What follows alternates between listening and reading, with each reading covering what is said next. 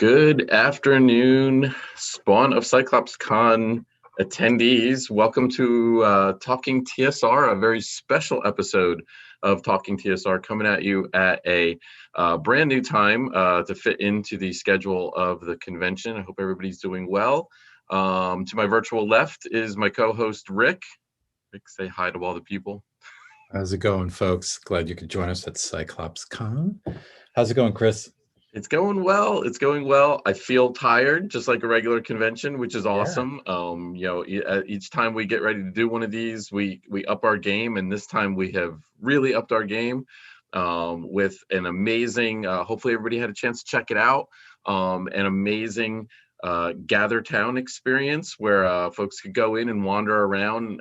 Some wonderful artwork by Doug. And a little hint, there is a secret door in there that leads to a very famous module, which we're probably going to talk about. So hopefully folks find that. Feel free to hit us up with questions in the chat, everybody. This episode is a very, very special episode. We are going to talk all about Tome of Horrors S1, many considered to be their favorite module, or infamous module. They either love it or hate it. We're gonna talk about it a lot. Why are we talking about Tome of Horrors? Well, first of all, it's really cool, but secondly, it is the main inspiration behind the Crypt of the Devil-Lich, which is on Kickstarter right now. If you guys haven't checked that out, please go check that out. We've already smashed through all of our original stretch goals. And we are closing in on $50,000 in funding. So we are beyond excited. It's only been out for a couple of days. I was a little bit worried because you're always worried when you get ready to launch a Kickstarter, but this one, it's a little bit of a niche product. It's not for everybody. It's certainly not for everybody. And we're just thrilled with the support that we're seeing. Obviously, there's an audience out there for it, and we're happy to bring it. So let's today talk about Death Trap Dungeons, and let's get it going, Rick. Yeah, now that we've, but yeah, seriously, check out the Kickstarter if you haven't already. It's something worth checking out. So diving right into the whole killer dungeon thing. Obviously, this is a controversial subject, and we were saying before we went on air that for such a small, work, the original Gygaxian work really generated a lot of controversy. So I guess we can start off with that, right? Chris will talk about our feelings about so-called killer dungeons. Personally, I like them in the way I like spicy food, not all the time, but as occasional something to, pepper up the proceedings. I find that killer dungeons, especially like the Tome of Horrors, they bring clarity and focus. They get everybody on the table, laser focused on what they're doing. And I think that's great because, now sometimes people get distracted and, D&D to me is an escape. You really want to lose yourself, or if you're like me anyway, you really want to lose yourself in what you're doing. And when you're playing something like the Tome of Horrors and a misstep can mean the death of the character or, a TPK or something, something catastrophic for the party, you get laser focused. People aren't looking at their cell phones around the table. People are in it. And I think as a DM too, it pulls me in it where I want to see what they're going to do. And I'm paying attention to every step they take and every button they push and every lever they pull because I know what the results might be. So that's one of my angles as far as liking them. I will agree with you 100% on that. And I've kind of experienced that the last couple of weeks here. So we did a playtest of Crypt of the Devil-Lich, and my playtest group was not laser focused and was not all on it, and they were not fully prepared. And when they got to that final encounter, it did not go well, putting it nicely. Now, just on Friday, I ran just the final battle, and with a group of strangers they'd never played before. They were from all over the world. I had a guy from Canada, I had a guy from Germany, I had a guy from California, and everywhere in between. And they spent an hour before they opened up the door before the final encounter, an hour planning and preparing, going over the characters, trading magic items, casting this spell, casting that spell, going over their detailed plan. And I'm unhappy to report they actually took the Devil-Lich down. I mean, but yeah, they had some good die rolls. But seriously, that's what it was all about, that laser focus. These guys were laser focused. I sent them the character sheets, the pre-gens, a couple of days before.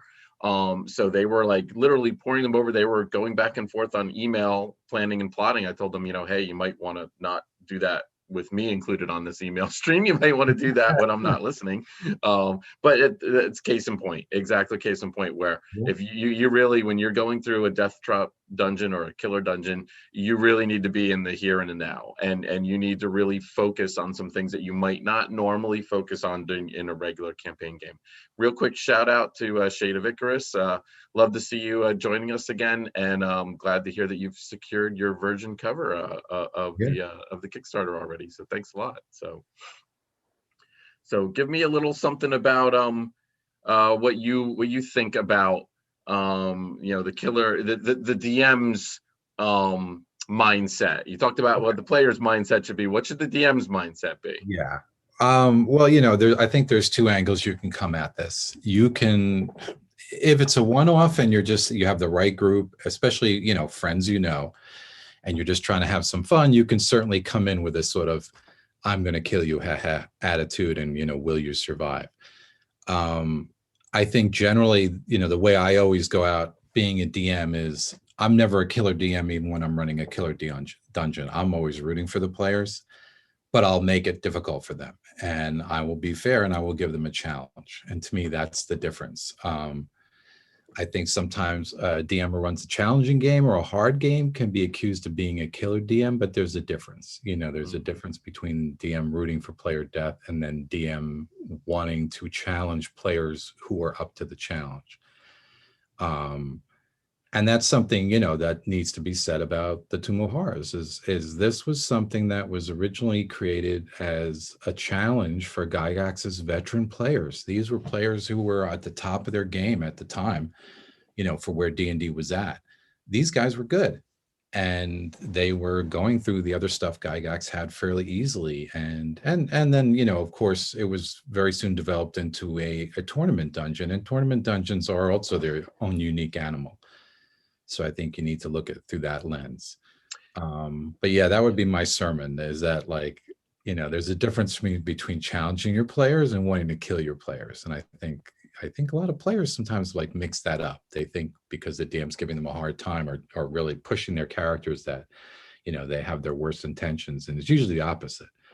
The DMs, I know, the good ones, they want to see you succeed, but they don't want to just throw butterflies at you. They want to see you beat a red dragon because they know when you do it, you'll feel great. And that kind of leads to those big memorable moments around the table, Yeah, I think that's probably my thought from a design standpoint, is I want that challenge there, but I don't want it to be a random challenge. I don't want it to be like, well, roll a die 6, and maybe you're going to find the clue, or maybe you're not going to find the clue. I'd rather them get the clue, and then let's see what they do with the clue and figure out what the clue is, or hide the clue somewhere where they have to do something smart. Somebody in the chat just put down, yep, 10-foot poles. Yeah, 10-foot pole. It's like, do something where you need a 10-foot pole to find that clue or something, and then give them, in my opinion, give the players the tools. Then it's up to them to solve the encounter. Like, for example, there might be a magic item or a spell that's very useful for an encounter. Make sure they have it. And that's obviously easy to do in a tournament setting or with using pre-gens. And I think that's an interesting thing to talk about too. And the fact that, do you run your regular group through a death trap dungeon, or do you say, okay, we're just going to have fun, guys, here's a bunch of pre-gens? Now, when you do that, though, there's not as much attachment. So you do tend to get a little bit better, a different play style. And same thing too with especially like wands and staves that might have limited charges or whatnot. They're going to throw those away where Right. they might not if it's their own staff of power and they're really worried about it. So so I think that's a consideration too when you're presenting one of these dungeons to you.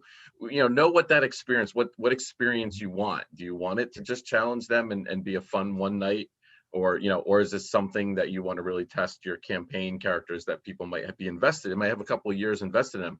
And I think a great comment by Hobo Daddy, love that name by the way, could be used as a great final adventure to a campaign, or to send off the characters, and that's a great idea. Yeah. I like that idea, as this is it, and as long as they know moving in that this is the final one and that they lay it all out on the table, literally, pun intended, and see what they do. Yeah. So I think that's an important part as well. No, that's a really good, because like you say, a tournament or even convention experience. If I go to a convention and I sit down with a strange DM and they give me pre-gens, I look at them a different way, let's face it. And to go off on what's been mentioned in the comments, in my own private campaign right now with my players, for whatever reason, they've ended up with 2 or 3 sets of characters, sort of different alternate parties, if you will, that they're cycling between. And 2 separate groups of player characters have gotten very high up in level, and it's gotten to the point where it's kind of unmanageable. And I've kind of told the players, we need to cull this down a little bit, and distill this down to like 1 or 2 groups instead of 3. And I basically sat down and talked to them and offered them the option of, hey, do you want to take these guys who are all 10th level, that you're kind of, I think you're done with playing these guys and they're ready to retire them, and let's put them into one last really tough adventure. And if they die, they die. And if they don't, and I've come at my players and very openly discussed that possibility with them, so we know what the expectations are going in. And that's enough, rather than just let them kind of peacefully ride off into the sunset, give them a last chance to go out in a blaze of glory, so I think that's definitely an option. And yeah, certainly with a module like this, I couldn't think of a better capper, Mm-hmm. to the long, illustrious, career of an adventurer, than to go into the Tome of Horrors and say they survived.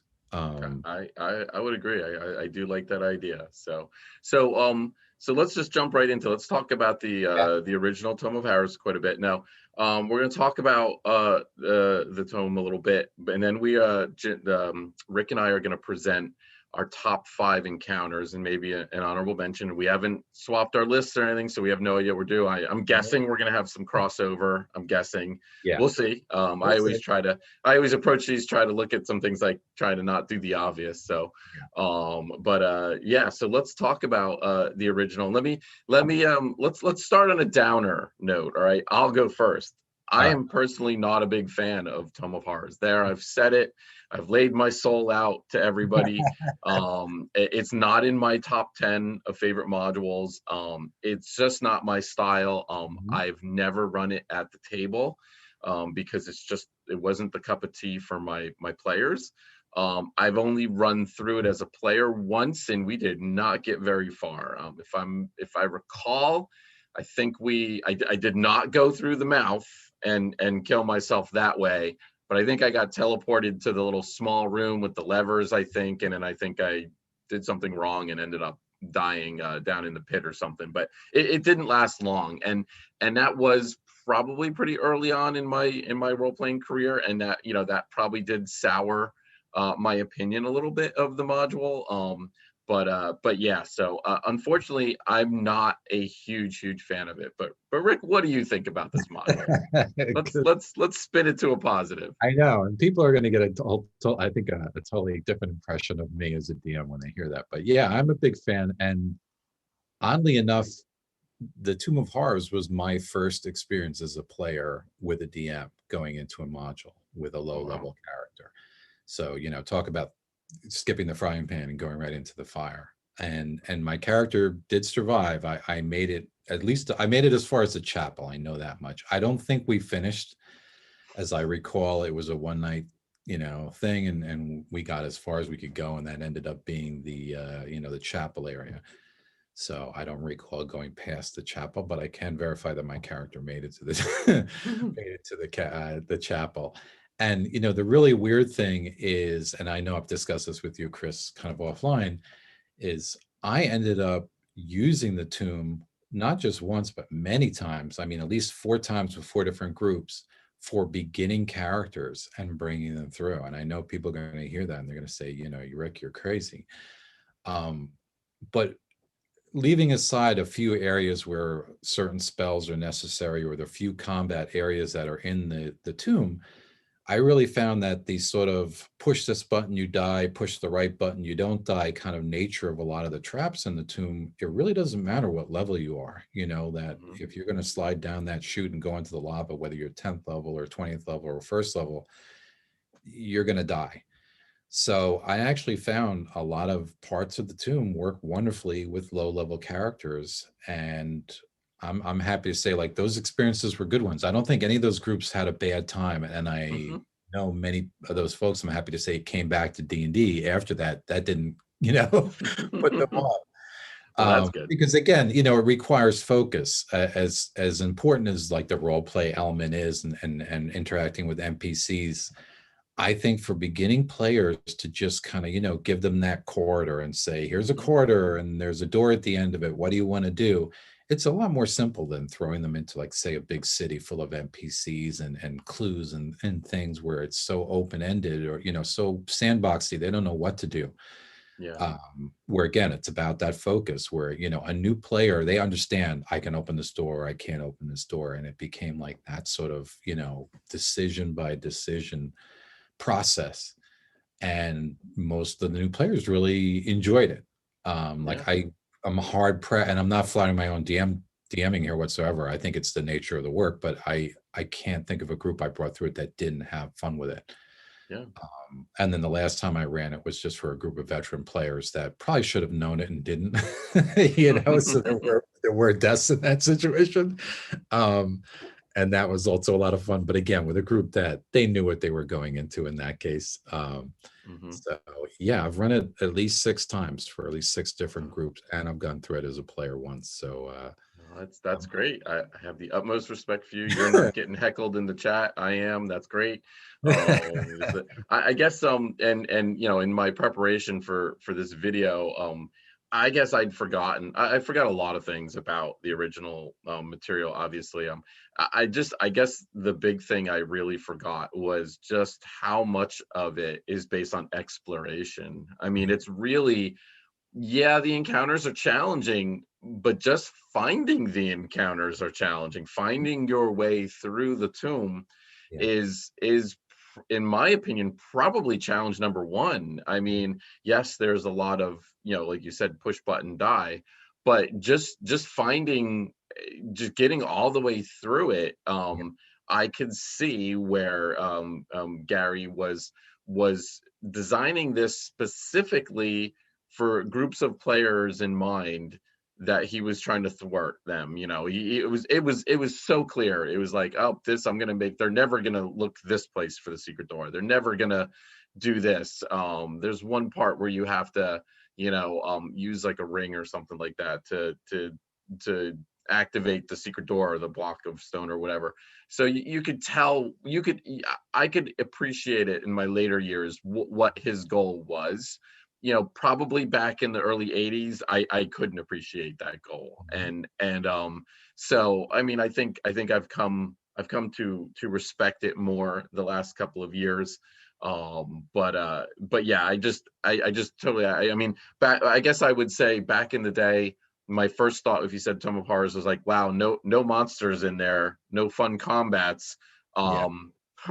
Now I don't say that necessarily. Instead, I say, wow, really hard to find your way through the dungeon, and just make it to, the next set of encounters, and then all the way to the end. Yeah, just finding the entrance is well, yeah, difficult. And and Gygax, to his credit, he kind of warns people up front in the commentary, in the very beginning of the module, like, hey, this is not one of these hack and slash kind of deals. If your characters, or your players, I should say, are of that mean, they're going to be unhappy. But yeah, absolutely not to everyone's taste. And in classic Gygaxian style, some of the traps are very arbitrary. And I'm not a fan of that. I do believe in giving clues. You know, reading and rereading the work over these years, I am surprised just how many clues there are there and how many little kind of things are provided for players who kind of take everything they're given. Because as you mentioned, and you know, I'm just going to say spoiler alert, I don't think we can get down too much into our lists or the meat of this module without throwing some spoilers around. And I'm going to try to avoid them, but it's hard. There's one area where you do need a magic item to proceed. You basically have to sacrifice a magic item to keep going. And there's another room though in the adventure where you get that type of magic item where it's basically given to you. So if you didn't have one, there is a room in there where you can get that item. And you know, there's kind of the infamous room with the 3-armed gargoyle where you can sacrifice gems and get something for sacrificing the gems. And there's another room with a gargoyle you fight, and the gargoyle is wearing a collar that it just happens to have the perfect size gems in the collar. And it's kind of like, you know, there is a connection between some of the rooms where they provide in one room and then they, you know, it's a requirement in another. And I don't think I appreciated that when I was younger, but now that I've really learned the module very well, it's definitely something that I've almost memorized at this point because I've just run it so many damn times that I'm surprised how much is provided. But again, your players just have to be laser focused, you know. And I think, you know, before we jump into our lists, like one thing I think we need to throw out there too is the use of illustrations, which is just so cool. You know, we mentioned that when we were discussing the expedition to the Barrier Peaks, and I think that took a note from this, because my understanding is that you know, this was the tournament module for Origins 1, 1975. So you know, we're going back there, really the first kind of D&D tournament module when people were barely playing D&D, and Gygax wanted a consistent experience for the attendees. And my understanding is that he recruited a Lake Geneva local, a 14-year-old, Tracy Lesh, I think her name was, to draw up some illustrations. That way all these people going in, you know, could see the same thing. And as the weekend convention went on, groups that got decimated, some of them would share rumors with later groups, you know, so they'd get a little further. Because I think when it was held as a tournament, then you had 2 hours to basically go as far as you could. So there was no lingering outside the door for an hour, you know. You really had to think on your feet. So it's cool seeing how those original illustrations, you know, developed and evolved into Sutherland and Trampier did them later. And I love David Trampier's work, so seeing his stuff in this module to me is a bonus. It's such cool. It's such a great thing to be able to hold up those illustrations and show people what they're seeing. Yeah, I would agree. I mean, you know, picture's worth 1,000 words, and that is a very, you know, for back in 75 when there really weren't a whole lot of these team tournaments that have happened. That's a great innovation by Mr. Gygax. Say, well, instead of maybe one person, and this is probably before read aloud text was a thing also. If you recall, we've talked about it on this show, how back in, like, you know, when B1 was done and B2 there was no read aloud text. So he didn't want to rely on all the different game masters to describe a room differently. And like you said about that necklace on the gargoyle, for example, one game master might really emphasize that necklace around that gargoyle and another might not. So what's the best way to get around all that? Give them a picture and literally just say, here's what you see, and hold out. And that's the beautiful thing about those handouts. It's literally, you open up the door, here's what you see, now ask me questions on it. It works, in my opinion, much better than read aloud text. Read aloud text, you know, people tune it out, which I always use that to my advantage. I know people tune out read aloud text, so I make sure I put clues in there, and you know, I say, hey, you know, I did mention what color that, you know, fungus was before you popped it in your mouth. But so I'm a big fan of using that, and you can do the same thing with those illustrations. You can actually put clues and puzzles in the actual illustrations to kind of get that point across and everything. So brilliant, absolutely brilliant, and I love it. I think it was the first module that had those handouts, and then you can see that it was very popular because people have done it, and even Goodman Games has done it with our products moving forward.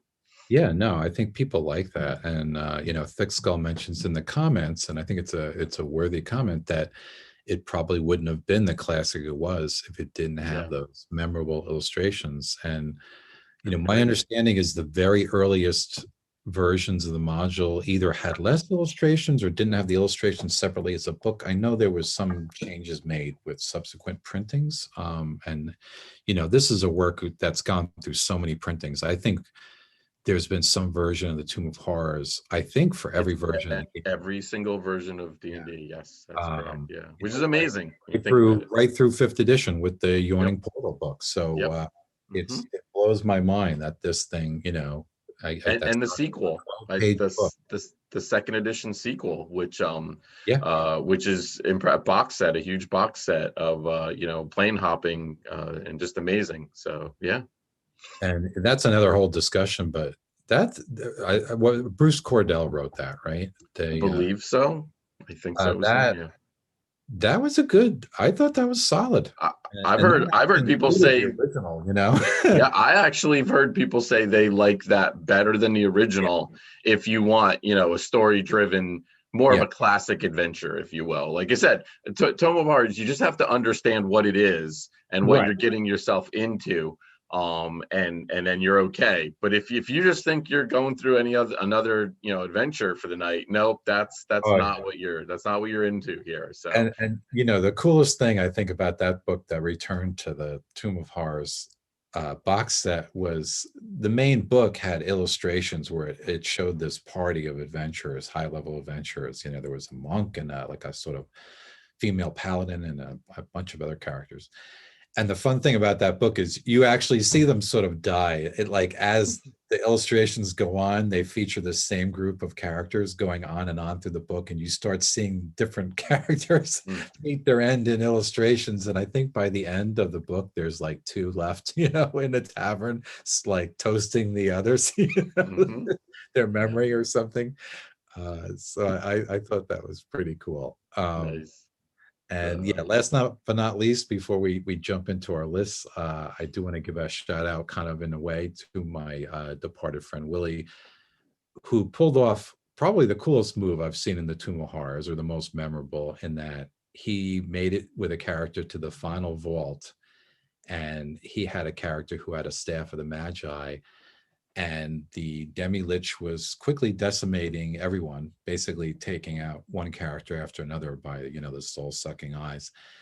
And he was, I think, the last character left, or almost the last character left, and he could just see where things were going, and he ended up breaking his staff of Magi over his knee and triggering retributive strike within this 10 by 20 foot or whatever vault.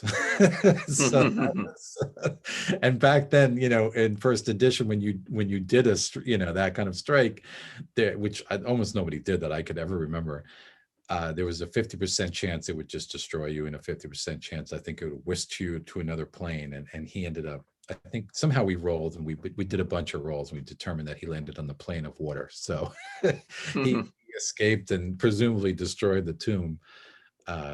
So it was that was one of the last times I ran it, and that was a good fitting memory as the last Really, my glad. raise our mug to you. Yeah, That's awesome. exactly. That's So great. It's what it's all about. The awesome stories, yeah, and playing that. So, it's why it's why we gather around the game table, yeah. to do this and everything. So that's awesome. So should we jump into our top 5 list? Yeah, I think it's time. Let's do All it. right, let's do it. Let's get started. I think we're going to start with you. Do you want to go honorable mention first? Do you have an honorable mention? Yeah, I have an honorable mention. Okay. I'm gonna put out there too that I have not included the final vault with the Demi-Lich as any of my 5, because I have not also. I think it's a fantastic boss room, but it's just, yeah, to me that was, there's a lot of no-brainers in here, but that one was just such an obvious choice I couldn't go there. So anyway, yeah, my honorable mention is the throne room area, Mm-hmm. which kind of encompasses a lot of stuff, but I think it's really cool because, first off, there's the area, a little isolated area with the glowing gem with all the burned bodies around it, which is just such an awesome graphic. It's such a memorable and fearsome image. that it's very memorable. And then, you know, this area also incorporates the trap that can spit characters nude out from the dungeon, which I think is hysterical. That led to a lot of levity over the years of people I ran through who absolutely befell that trap. And then, yeah, just a lot of stuff going on in there. And then there's the throne itself, which again, trying to avoid spoilers, there's a magical sort of crown that a character can put on, and then there's a scepter, and you have to touch one end of the scepter to get this crown off your head. The crown gives you certain abilities, but then the characters learn that you can't get the crown off your head without touching one end of the scepter. You know, and again, it's somewhat arbitrary, but it's sort of, you're sort of told, if you touch one end, you turn into a fetid powder. And I think back when I was like 13 years old reading this, I had to go, you know, what's fetid? Look that up. You know? And then if you touch the right end, you know, you are not ultimately destroyed, and you can remove the crown. And I remember Gygax talking in Dragon or someplace about running into a tournament group that had the foresight to keep this crown, and when they later encountered the Devil-Lich, they put the crown on the Devil-Lich's head and then touched the bad end of the scepter to the crown and destroyed the Devil-Lich, and Gygax let it go. And basically he said it was such an original, you know, such an original idea that it never occurred to him that somebody might do that, that he basically gave victory to the, to the group. Wow, that's cool. I never heard that story. That's cool. Yeah, so that's my honorable mention. Do you have one? I do. It's not really an encounter, sort of, but it's something that always stuck out with me. Actually, is one of the few things that have stuck out with me over the years. Is there was a note at the end of the introduction that said, if you were in the tomb and if you were a character and you turned astral or ethereal, you had a chance to summon a type 1 through 4 demon. And it would basically come and attack you. And it was like, there was only a 1 in 6 chance, but you checked every round that you were astral ethereal.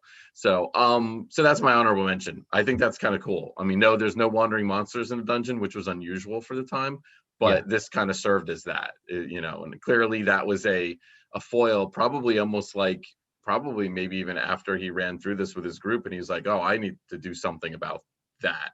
And here we go.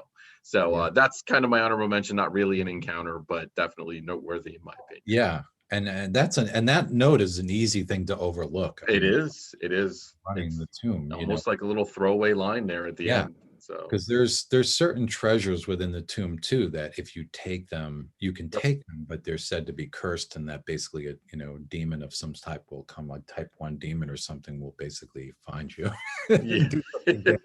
Exactly. Take it. So yeah, even leaving the tomb, you're not safe. But all right, digging into my list, starting with my number 5, of course, and working up to number 1. And this is an outlier, so I don't think we're going to cross on this one. My number 5 is the Chamber of Hopelessness. Now, this is a room that's sort of an ante-room off of the throne room. And through magical means, you can get teleported into this miserable little room where there's just like bones and broken magic items thrown around and the fountain running. And there's this very gloating message that's just so in tune with this dungeon, where Asarak is basically saying, stay here and die of starvation, or open the door to the next room where certain death awaits. You know, the choice is yours, but know that I scoff at your death throes. And I think it's Hey, Rick, I'm glad we're not spoiling anything here. Well, I didn't tell you how to get out of it. You basically just explained the entire encounter. Yeah, I get that. Sorry. Hey, I warn people. No, continue. But I just think it's cool, in the next room, holds something truly, deadly. We'll leave it at that. And so I just, for sheer atmosphere, I think that's my number 5 is the Chamber of Hopelessness. Okay, the Chamber, and what a great name for the right. Chamber, Yeah, too, exactly. So. All right, so my number 5 is the False Crypt.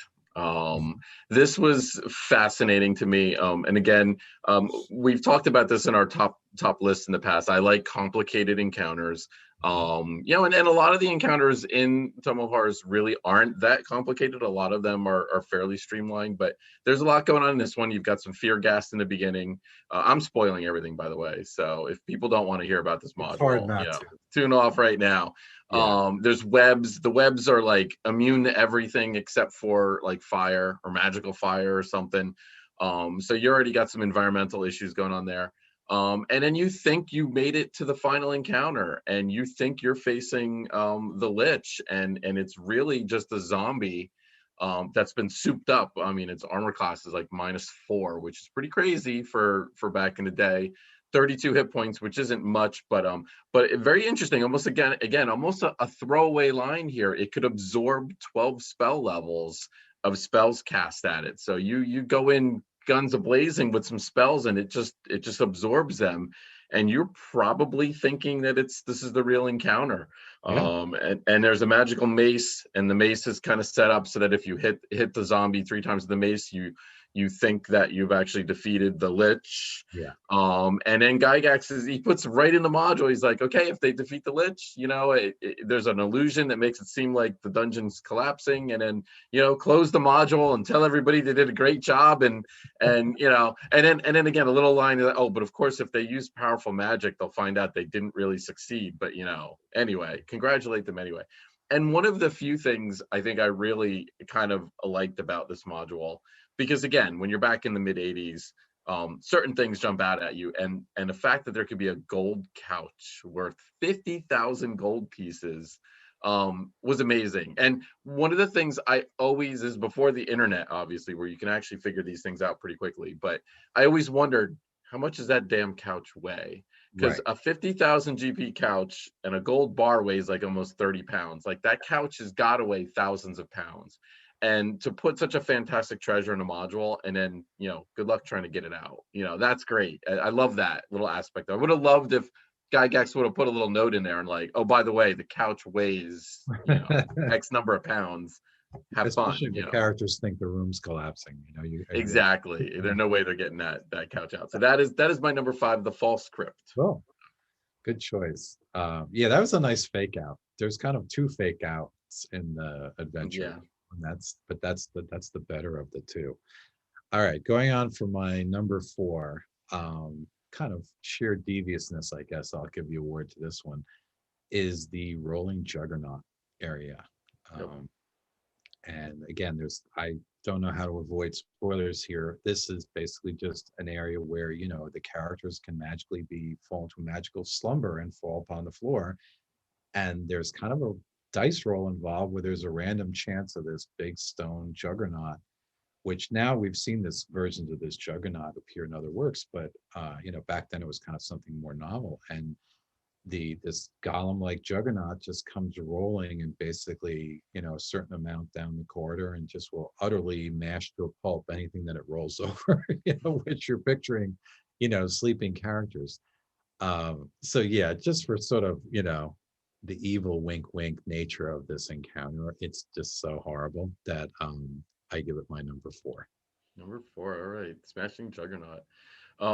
My number 4, you already touched on this encounter earlier before we got to our top 5, but this is the Chapel of Evil.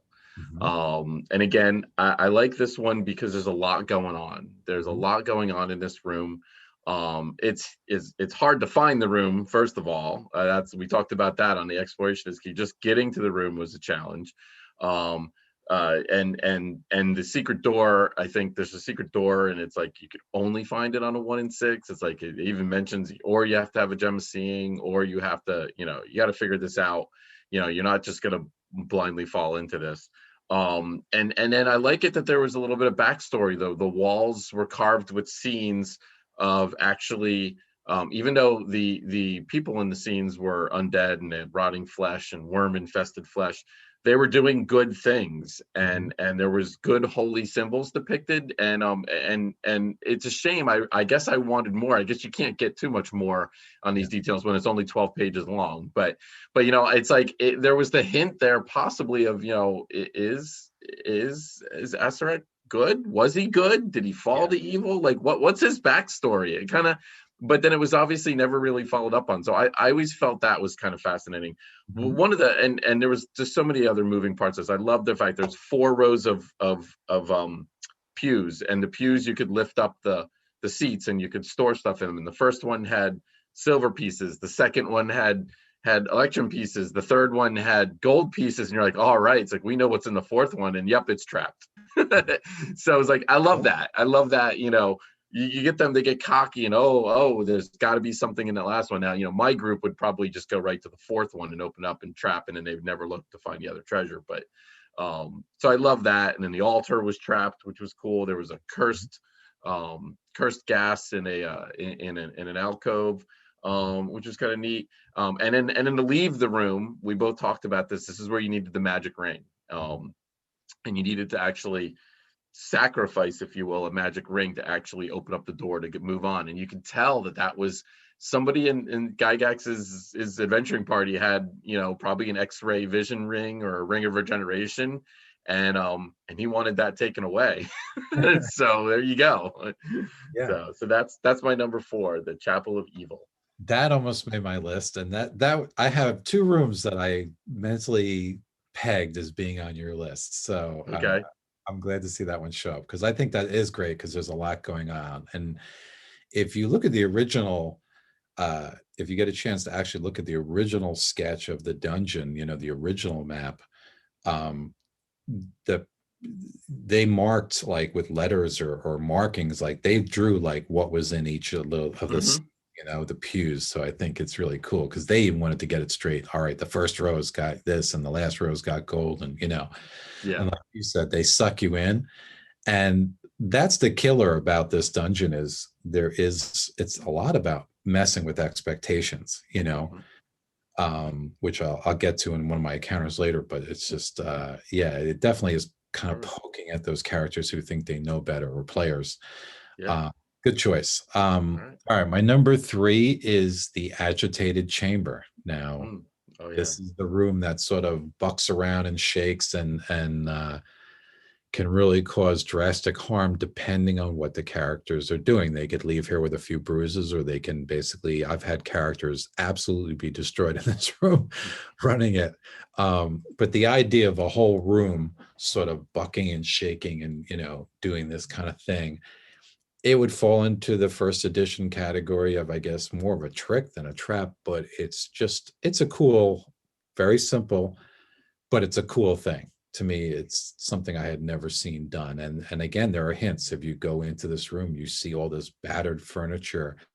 And I think it's very clever, like the way Gygax describes it. Again, it's not read aloud text, so I guess it's something for the DM to then kind of pass along. But he says something about the room looks like it was spared a rough looting, I think is the term he uses. And so he kind of throws, comments out there that make it clear that this place, stuff here is dented, chipped, banged around. Like if the characters are observant, they'll realize like everything in this room's taken a beating. It may not immediately make them think that the whole room's going to jump around, but there are clues there as to what befalls people who come into this room. So I just think it's a cool trick. So that's my number 3, is the Agitated Chamber. Awesome. Okay, so my number 3 is the Cavern of Gold and Silver Mists. So this is again, a couple different things going on here. This is just it's even, I believe, if I recall, it's kind of tucked away in a corner of the map. This is kind of this encounter doesn't seem to really fit the rest of the dungeon. There's gas that will turn you into an idiot. I love the fact that it just says the gas will make you an idiot and doesn't actually tell you what that means in game terms. They hint on it later on. But there is inside, there's a grotto, and the grotto in the middle of the room, if you go through the idiot gas, you discover there's a siren that's trapped there. And it's an NPC, and she's good aligned, and she'll help you if you ask her, but you have to ask her. Most characters by this point are probably already letting the ranged fire go and casting spells and whatnot.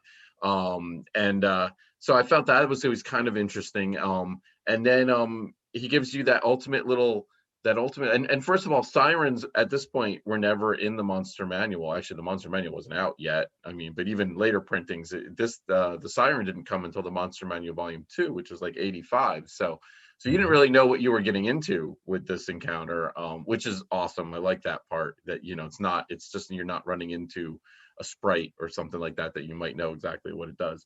But again, there was this choice of there was a small sack, a large sack, or the siren could go with you if you free her, but you only get one. You only get one of them.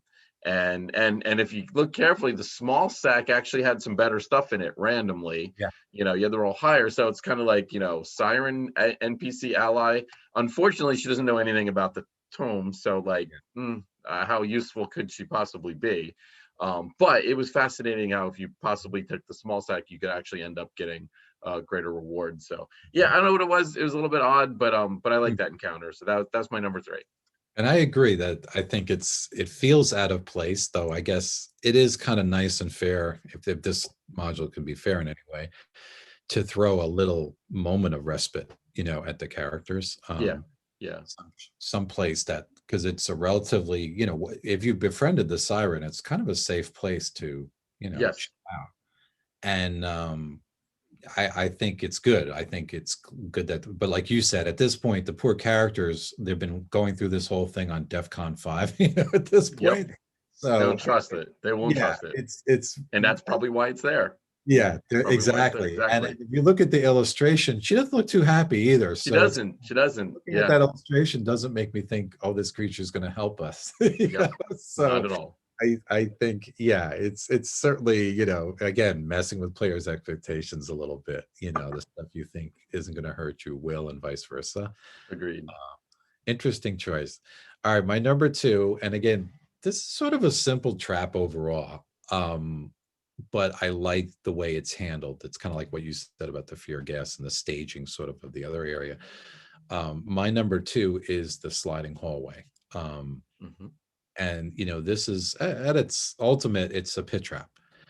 But the layers of deception that are set up here, where, again, the description goes to great lengths talking about the smooth alabaster walls and the highly polished, floor that looks like it's made out of, I think, dark marble or something, it says. So, we can all imagine how, slick a highly polished marble floor could be.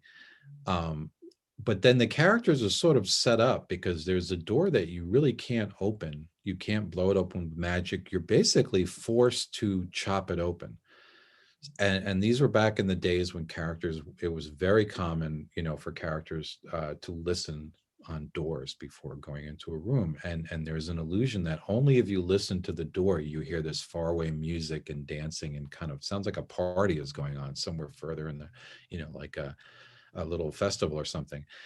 And then if you start hacking down this door, which is the only way you can really get through it, is to physically just spend rounds chopping down this very thick, immense door, then the illusion changes. And now you hear party goers running away, panicked, and the music stops. And, again, the illusion changes. So you feel like they hear what you're doing. And that all is just to basically lure the characters further into a position where they go down this polished hallway, and then the hallway tips and bad things happen. But I love the setup. I think without the illusion, it wouldn't be half of what it is. But between the eerie sort of, forecasting with the polished walls and floor, and then the illusion, the whole package, I think it's a great trap. That's my number 2. I just think, again, as a whole package deal, I love the trap and the way it's presented. I had a sneaky feeling you were going to put that one on your list. So I definitely, that's a go. That one was, on my short list, of ones that I was going to, and again, I told that I'll never forget that artwork. That artwork is just, never forget that. So at all. So great one. All right. Number 2, technically our first crossover, technically. So this is the false/true door. So this is actually, so you mentioned the Juggernaut part. That's clearly the second part of the encounter, right. Which was okay, but I love the part that falsely leads you to your death. This is amazing. So you have, throughout the dungeon, there are false doors everywhere. So you come across a false door once again. It's at the end of a hallway, and you're probably like, oh, it's a false door, whatever. But this is brilliant. There's a secret door in the false door. That's great. So you get through that, and then there's corridor continues beyond. And if you follow that corridor, that leads you to the Juggernaut room, and then you're probably going to fall asleep. By the way, no saving throw on that sleep gas, by the way.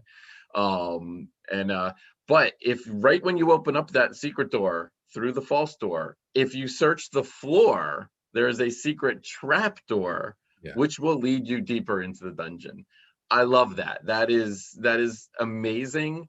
Who's gonna look after you open it, after you find the secret door and you're excited, you're like, we found the secret door, we figured it out, we have you know, we got this, and then you're gonna walk right over the other secret door and then go. And then, you know, clearly the Juggernaut trap, it was interesting. It was not necessarily a you die, but if you crunch the numbers on how that Juggernaut encounter worked, you fall asleep for 2 to 8 turns.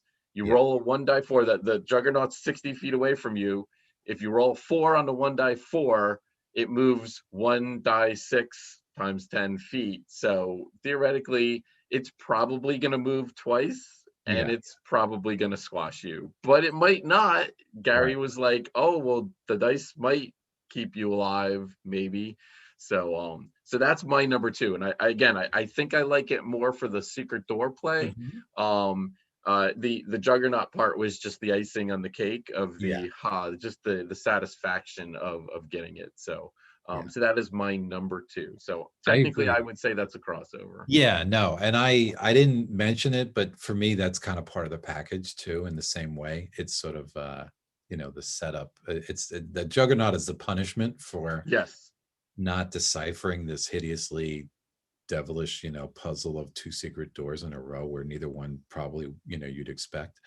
So and you know, we've discussed earlier in the dungeon where there's sort of like a secret door, and there's actually more than one secret door in a pit too, that you have to kind of find your way when you've been lulled into thinking all pits are bad. And in the same way, at this point, you've been lulled into thinking all false doors are bad, when most of them are firing, you know, spears at you. So yeah, I think it's a great, it's a great 1-2 punch. Good choice. I'll count that as a crossover. Yeah, I would. All right, now my number 1. If we don't cross over here, I will be disappointed. But I don't know, because we're not crossing over. I'll tell you. What's that? Right, yeah, we're not crossing over. A whammy on it. Because I don't even know if this counts as an encounter per se, but my number 1 is actually the entry hall, and I'm going to encompass the green face in this as well, because I love that entry hall. Once you get past the 2 kind of false entrances and you know, you get to where people are actually entering the thing. Again, it's like you said, the chapel, there's a lot going on there. There's multiple other areas that you can access, which are difficult to access. You've got the you know, archway of mist. So you've sort of got that puzzle. You have the infamous green face, which to me is one of the most memorable things I think that people think of when they think of, you know, the Tome of Horrors. It's really hard to think of the green face. And I've had definitely more than one character come to a nasty end via the green face. And then, you know, you've got runes hidden on the floor, and they follow this path. And even if the characters follow the path goes very cleverly around some pits, and then all of a sudden it goes right across, you know, at least one pit to sort of, you know, screw with the characters. But the fact that there's, again, this sort of gloating message in the pit, I think is really cool. And again, talk about messing with expectations in almost a borderline unfair way. There's an area along the hallway that's called the fresco, the wizardly workroom, where there's basically a drawing of 2 jackal-headed creatures holding a box against the wall. And a real box has been stuck on the wall. And again, spoiler city, folks. So if you don't want to hear, tune out or turn off the volume. The box is just so devilish in that you see this box that if you push a button, the front of the box falls down and the box looks empty. And there's even a easily discovered pin trap, it says. So characters will see this box, they'll realize how they can open it. They'll probably realize, hey, I can poke this with a dagger and avoid this pit trap, you know, this pin trap. And then when they look in the box, it's empty. And they say only if you actually reach in the box and you know, feel around, can you find this invisible lever. But if you pull the lever, it actually just drops you into this worse than average pit. That's it. So it's sort of like you go through, the poor characters go through all this, and it's again, you know, I can understand how it can offend some people's sensibilities. But but I think again, it's tailored to the players of the time, especially because these weren't Yeah. players who were just rolling perception checks. These were players who Yeah. were used to describing, this is what I do, this is where I poke, this is what I lift, this is where I look up here, I look under the rafters, I look under the rug. You had to tell the DM exactly what you were doing and how you were doing it. And I'm standing behind the chest when I open it this way and all that stuff. And I remember running first edition and second edition and making my characters tell me, where are you standing when you open this chest? If they didn't tell me, I would, Yeah. ask them to stand up and say, here's the chest, show me how you do this, because I'd want to see where they put their hands and that kind of stuff. So I think it's really important to put these traps in that mindset, when you judge them, as opposed to now where people would just kind of roll a die and say, oh, I got a 24 perception, I find everything. And I kind of missed that time in a way where you had to work for it a little more, discovering things and finding things, because players had to use their brains a little bit. But anyway, that entry corridor, because of the message, because of the wizardly workroom, because of the access to the gargoyle area, and of course, the cherry on the sundae of the green face, that's my number one. Gotcha. All right. So I kind of figured that was going to be on your list, if not your number one. So I specifically didn't go there. Again, okay. I could have easily gone there. Yeah. And I probably should have. But I didn't because I did a full reread. It's been a while since I actually reread the module, and I think I've come away with a different perspective on it. So, and I really kind of homed in. So technically, my number one room is sort of a crossover with you already. Actually, Area 27, the Portal of Scintillating Violet. So this is.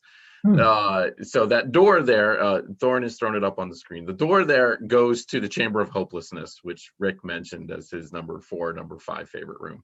So, but this hallway, and the original hallway, there was 8 sets of 2 swords crossed and a shield. So if you enter the hallway and start walking down the hallway, the first set of sword and shield animates and starts attacking you. Attacks as a first level fighter. AC is like 3, hit points 11, and the shield actually deflects the first hits and everything. Not too big a deal.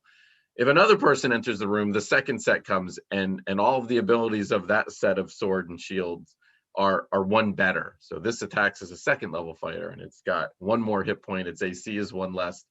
So you can kind of see where this is going. There's 8 sets. So if you go 8 times, if 8 people, 8 characters, and keep in mind your typical adventuring party at the time was 6 to 10 characters. So having 8 people enter this room is a very, very real possibility. But anyway, so the door at the end is the Chamber of Hopelessness, and this is the brilliance, I think, of the encounter. So back in the throne room, I believe it is, there's a way that you can get teleported into the Chamber of Hopelessness. Yeah. And Rick gave a nice description of that. That's the room with the pure water running in it. So you've got a fresh source of water. You don't have food, but you have a fresh source of water. It's all good. But if you go to exit the Chamber of Hopelessness and you enter that hallway from the opposite side, all 8 swords and shields trios animate at one time and attack you. And the thought process there is you can die a very slow death in the Chamber of Hopelessness, or you can die a really quick death being cut to ribbons. And that 8th set of swords and shields had an armor class of -4. Each item had 18 hit points, and it attacked as an 8th level fighter, which again, it doesn't sound really terrible, but when you consider there's 7 other ones, and the shield's always going to block the first ones, and back then, your best fighter, probably it took him a couple of hits probably to take something like that down.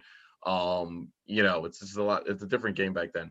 That is, I was fascinated with that encounter. I'd forgotten about that encounter, and I did a really deep dive. And one of the interesting things that I found when I was doing my deep dive in Tome of Horrors is you really need to read that sucker with the map. You really need to have the map open while you're reading the module, so you can really get the full understanding of everything that's going on, which is amazing. So I'm going to call that really a crossover.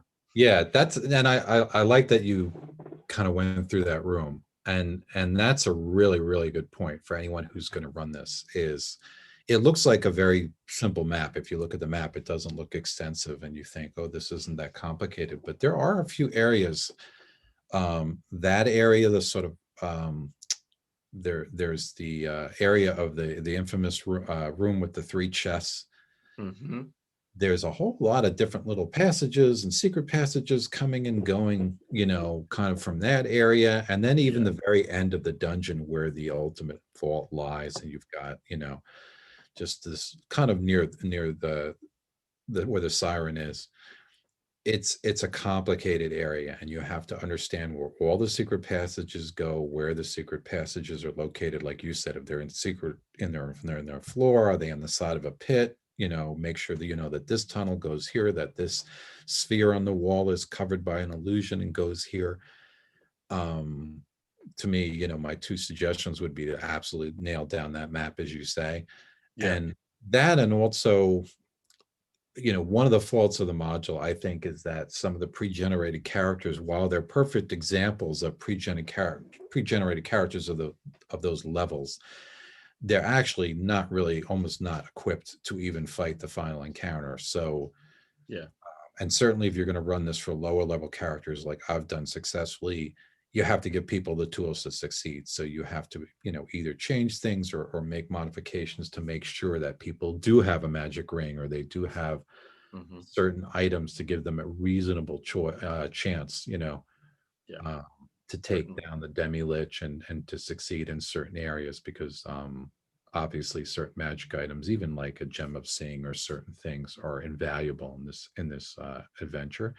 So you need those items. It's kind of the DM really needs to be on their game, I think, to run this properly. Definitely. All right.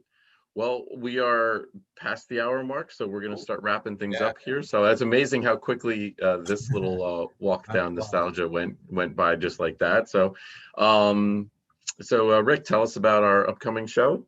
All right.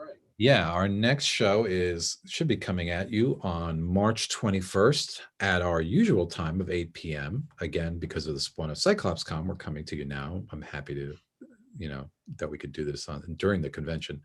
But our next show will be at 8 p.m., usual bad time, on March 21st.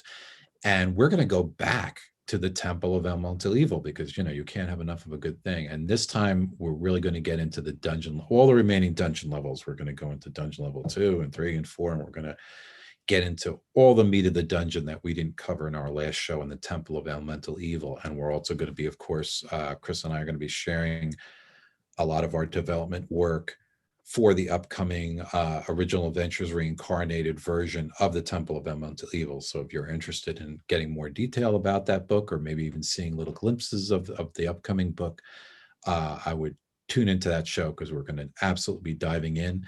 I don't know if that'll be the last show we do on the Temple of Elemental Evil, because we've still got other stuff to talk about. So I think we'll come back time after that.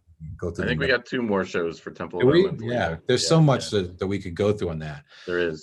This will be a show in which we really focus on the dungeons. So hope you'll join us for that. I'm looking forward to it.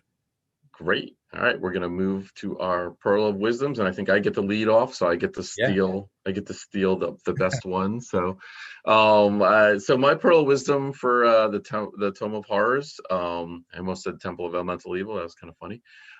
Is really exploration. The fact that I guess a realization that I really came to grips this past week during my review is the encounters are a challenge. Some of them were save and die, or you didn't really have a chance, but an appreciation for the Tome of Horrors in just finding your way through the tome was 50% of the challenge. And I think some of the encounters that I really liked and I really kind of homed in on were those ones that were kind of like that secret door on the false door side, and then the trap. I mean, that's great. I mean, I feel that in this day and age, the modern gamer would get very frustrated by that, and they'd be like, well, we don't know where to go, we don't want to search every 10-foot section of the wall. But back in the 70s, the late 70s, that's what D&D was. It was, someone mentioned it in the chat. By the way, awesome with the chat, guys, today. It was great. Great comments. 10-foot pole. Yes, there was a reason why adventurers carried a 10-foot pole back then. It was so useful, so useful. So definitely bring out your 10-foot poles and get down to exploring. You know, it is one of the pillars of you know, Dungeons and Dragons these days. So let's do it. So let's bring on that 10-foot pole. Great pearl. Yeah, so many of the classic adventures like Quasqueton and these different dungeons, they didn't even tell you why. Even the Tome of Horrors, it's not really, you're given one or two possible explanations in the beginning. I think one of them is, you know, a baron needs place for a summer castle or something, but realistically, you're not even told necessarily why the characters are coming here. They're just really coming here to see what's there, to, you know, find out what the deal is and possibly find fame. Exploration, you know, I'd love to see that come back in a big way to D&D in a stronger way.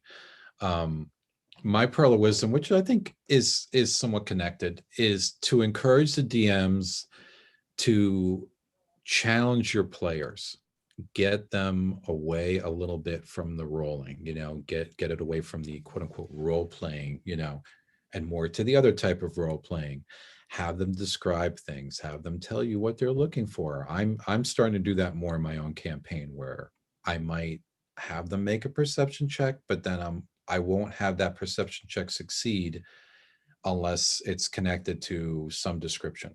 So if I hide something up in the rafters of a room, if the character tells me they're looking up at the room and then they make a successful perception check, they can find that little magic ring stuck up on a rafter or something. But otherwise, no. And that would be my encouragement to DMs out there, is basically, and just overall challenge your players. If you've played with a group of players for a long time, or if they're D&D veterans, unless they're really in that superhero mindset of playing D&D where they feel like their characters can come to no wrong, I would say challenge them, you know, push them. Your players are up to it. You don't need to me babysit your players. I think it ultimately makes a better game, so long as, you know, you balance it, so it's not continual tension or a continual deadly game. I think, you know, occasionally push your players to bring out their best. Great, excellent advice. All right, so with that, we are going to sign off. Everybody continue to have a wonderful Cyclops Con, and we'll see everybody hopefully at the closing ceremonies later on tonight. And we'll see you guys in 3 weeks. Everybody be well. Take care. Be well. Rick, Enjoy the con, I'll folks. see you soon. Bye. Bye.